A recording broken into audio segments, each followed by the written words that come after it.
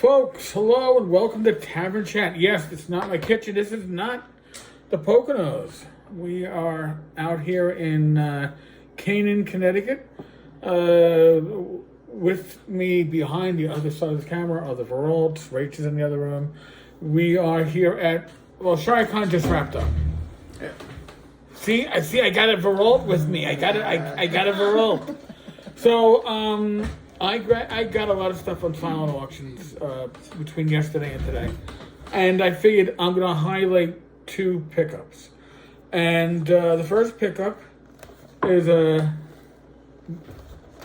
D&D basic set. I know it might be reversed for what you're viewing here.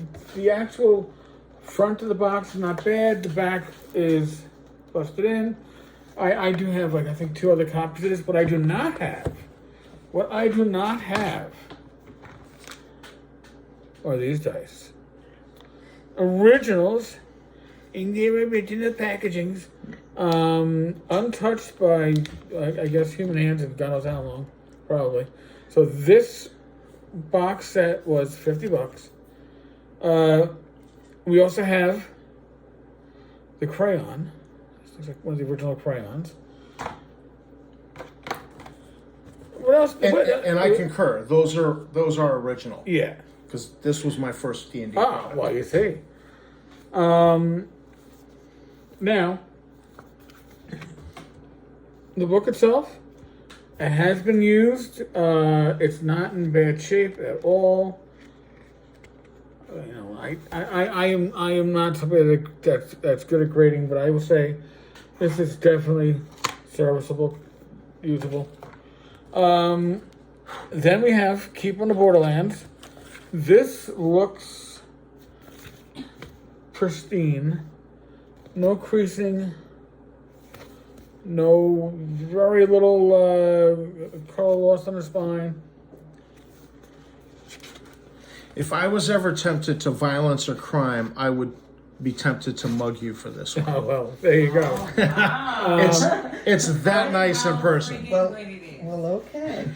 That's real truthfulness. Now, what else? I mean, the color on the cover of that is stunning. I don't know if it comes through on camera. A 1981 TSR catalog. Yeah.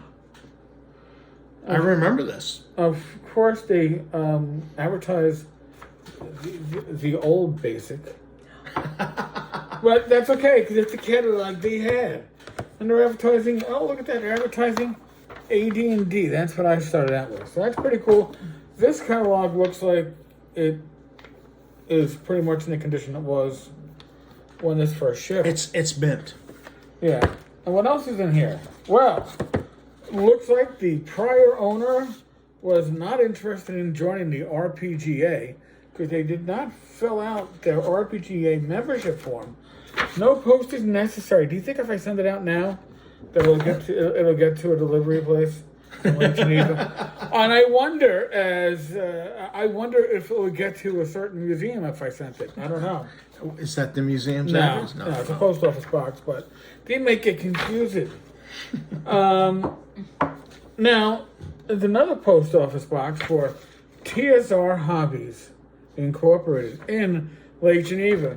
And it is a survey that was not filled out. But you could be a winner just by filling out the survey. You get a grand prize.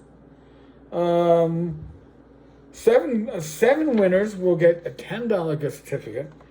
And the grand prize will be $200. Wow. That's pretty schnozzy. You need to get that survey filled out. I need to get that survey filled out because there's money awaiting. There's money awaiting. I still have somewhere my $5 RPGA certificate from when I went to Gen Con. You know what'd be cool is if somebody who actually won those off of this contacted you. This is before many people could do photocopies. I'd like to see a copy of that. Now, the next thing is the D&D Expert set. Now, I do not own a D&D Expert set. Yes, the corners here are busted. But otherwise, the box is in really fine shape. Really good coloring. Now, the expert rules themselves look like they were well loved and well played. And that's fine. That's what they should be, right? They should be well loved and well played. Oh, look at the Duchy of Karamikos. Right in the back of this. They really shove a lot of information in this one booklet. Because this is the player's booklet, this is the GM's booklet. Sorry, DMs. I'm trying to be generic in my time. And the Isle of Dread looks fairly well used. It looks like the Isle of Dread, they didn't punch holes in the actual cover, so the prior owner, punched holes in the cover. Why would they do that? Why would they desecrate their book? Well, because the booklet itself came hole punched. So I guess they wanted to make sure they kept the cover with the booklet. Yeah, come on, man. Clearly, they had a 3-ring binder for all this. Apparently. Somebody was Somebody was quite organized. quite organized. So actually, the module itself is in very good shape. The cover, like I said, is a little desecrated. Which printing are these? That doesn't say on the adventure.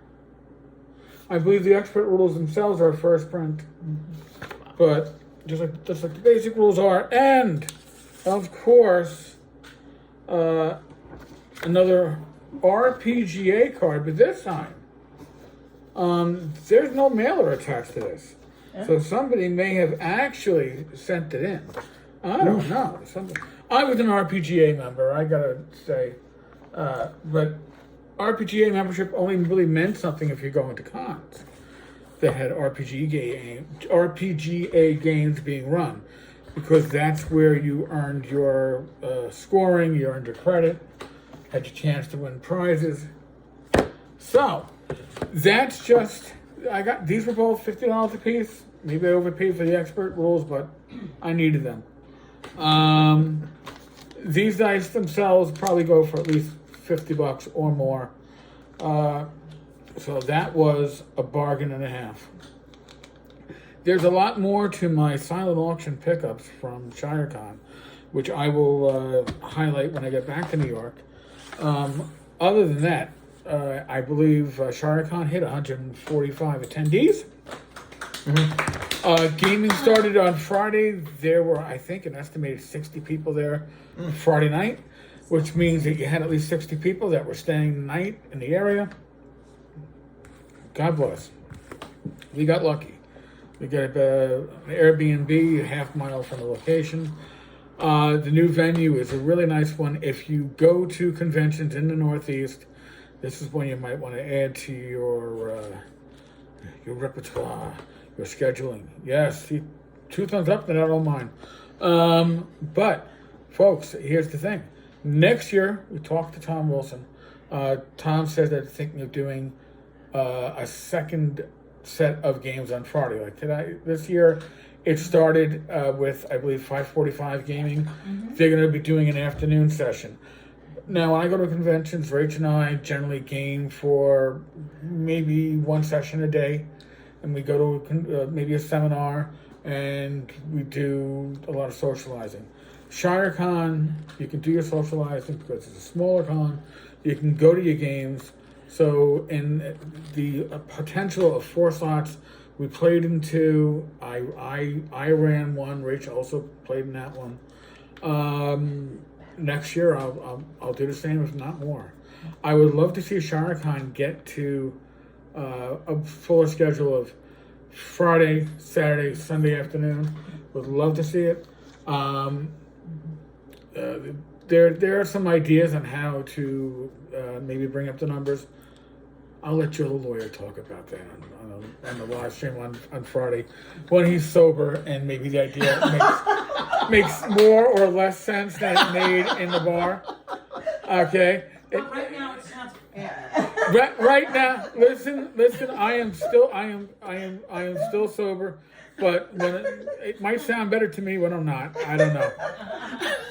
All right, so folks, tomorrow I'll be back in New York. The Veralts will be back in Maine, I'm sure. Yeah. Tom will be back to doing videos. You'll get a video back from New York. I will do a further unboxing of stuff. I got the full-out starter set. I got Traveler zines. I got Morkborg. I got a lot of stuff, interesting stuff. I honest to God, you know, the auction goes to support the con. You get a good value on your money. So there's stuff that I went, oh, nobody's bidding on this. I'll find a use for it. I'm bidding on it. And that's what you do to support the cons that you love. Amen. So, folks, as always, be safe, be well. God bless. Roll those dice, roll them well. I'll be back again tomorrow. Another video. Unboxing, most likely. All right, folks.